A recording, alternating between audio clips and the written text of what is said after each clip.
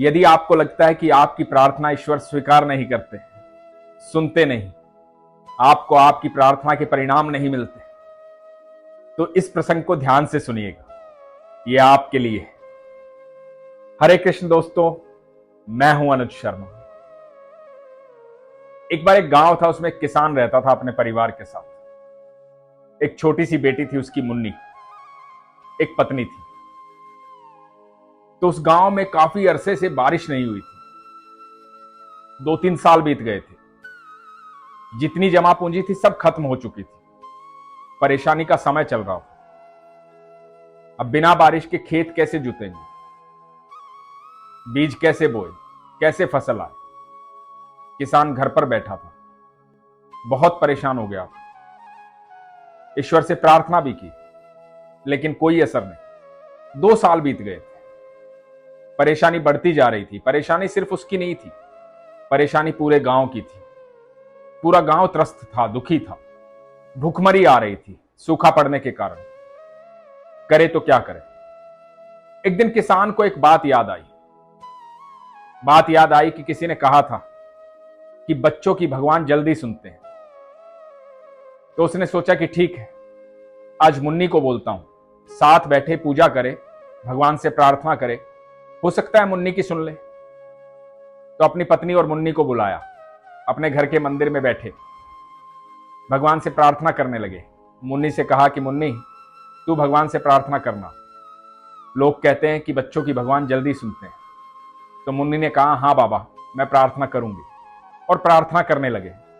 मुन्नी ने मन ही मन कहा कि हे प्रभु, आप तो सारी दुनिया को चलाने वाले हो। मेरे बाबा बताते हैं कि सारी दुनिया आपने बनाई है, आप कुछ भी कर सकते हो। आप किसी को खाली हाथ अपने दरवाजे से वापस नहीं भेजते। आपके पास सब कुछ है, सब कुछ दे सकते हो। तो हे प्रभु, मेरे बाबा बड़े परेशान हैं, पूरा गांव बड़ा परेशान है। मेरे गांव में बारिश कर दो ताकि हमारी फसल हो, भूखमरी दूर हो, ये सूखा खत्म हो। बारिश कर दो भगवान, हम सब खुश हो जाएंगे। और ये आप कर सकते हो। ये प्रार्थना मुन्नी ने भगवान से की। प्रार्थना खत्म करने के बाद किसान पत्नी से और बेटी से ये बोला कि मैं बाहर जाकर आता हूं, थोड़ा घूम फिर कर आता हूं, मन बड़ा उदास है, कब तक ये सब चलता रहेगा। किसान बाहर चला गया। थोड़ा ही दूर गया था, मुन्नी भागी भागी पीछे आई। उसके हाथ में एक छाता था। मुन्नी ने कहा, बाबा आप बाहर जा रहे हो, छाता तो आपने लिया नहीं। तो किसान ने कहा कि बेटा, छाता किस लिए चाहिए। मुन्नी ने कहा, बाबा अभी प्रार्थना की है ना भगवान से, भगवान को कहा है ना कि भगवान बारिश कर दो, भगवान सब कुछ दे सकते हैं। तो अभी बारिश हो जाएगी ना बाबा, छाते की तो जरूरत पड़ेगी ना, तो छाता लेकर जाओ क्योंकि बारिश होने वाली है। किसान अपनी बेटी को देखता रह गया। उसे गोदी में उठा लिया, उसके माथे को चूमा और मन ही मन सोचा कि प्रार्थना तो मैं भी कर रहा हूं इतने सालों से, पर विश्वास नहीं था जैसा विश्वास मेरी बेटी को है। दोस्तों, प्रार्थना तो हम सब करते हैं, हम सब मंदिर जाते हैं, हम सब पूजा पाठ करते हैं, सारी दुनिया जो है वो प्रार्थना करती है। लेकिन खाली प्रार्थना से कुछ नहीं होता। यदि आप ईश्वर के पास जाते हैं तो विश्वास भी तो रखिए। वो विश्वास होना जरूरी है। मैं हमेशा उसी विश्वास की बात करता हूं। आप जब ईश्वर से प्रार्थना करते हैं, चाहे घर का मंदिर हो, चाहे मंदिर हो बाहर, चाहे आप कहीं भी प्रार्थना करें, और चाहे मंदिर ना भी हो, आप खुले आसमान के नीचे भी प्रार्थना करें, आप कहीं भी प्रार्थना करें, कहीं भी ईश्वर से बात करें, लेकिन आपका विश्वास होना चाहिए। यदि विश्वास नहीं होगा तो प्रार्थना कैसे फलीभूत होगी। यहां देखिए, मुन्नी को कितना विश्वास था।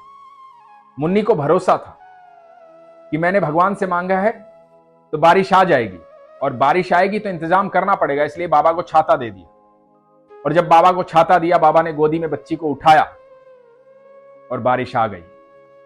यह विश्वास होता है। मैं सच कहता हूं, जीवन में कभी हारिए मत, परेशान मत होइए।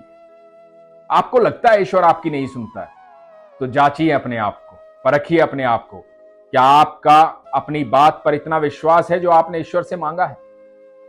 क्या आपके पास वो सारे इंतजाम है कि ईश्वर जब दे देगा तो मैं सही रूप से उस चीज का प्रयोग कर पाऊंगा। क्या आप सोचते हैं ऐसा? यदि आप सच में जो प्रार्थना करते हैं और उस पर विश्वास रखते हैं तो दोस्तों इंतजाम कीजिए, क्योंकि आपकी प्रार्थना पूरी होने वाली है। ईश्वर आपको देने वाले हैं। बस विश्वास को कायम रखिएगा, विश्वास को कभी कमजोर मत होने दीजिएगा। और जो लोग ये कहते हैं ना कि ईश्वर मेरी सुनता नहीं है, मैं सच कह रहा हूं, यही सबसे बड़ी शंका है। जो विश्वास करते हैं उन्हें शंका नहीं होती है, वो इंतजाम करते हैं। जो ईश्वर से मांगा है उन्हें पता होता है कि उन्हें मिलने वाला है, वो तैयारी करते हैं उस चीज की। तो तैयार हो जाइए, विश्वास को मजबूत रखिए, अपना ख्याल रखिए। हरे कृष्ण।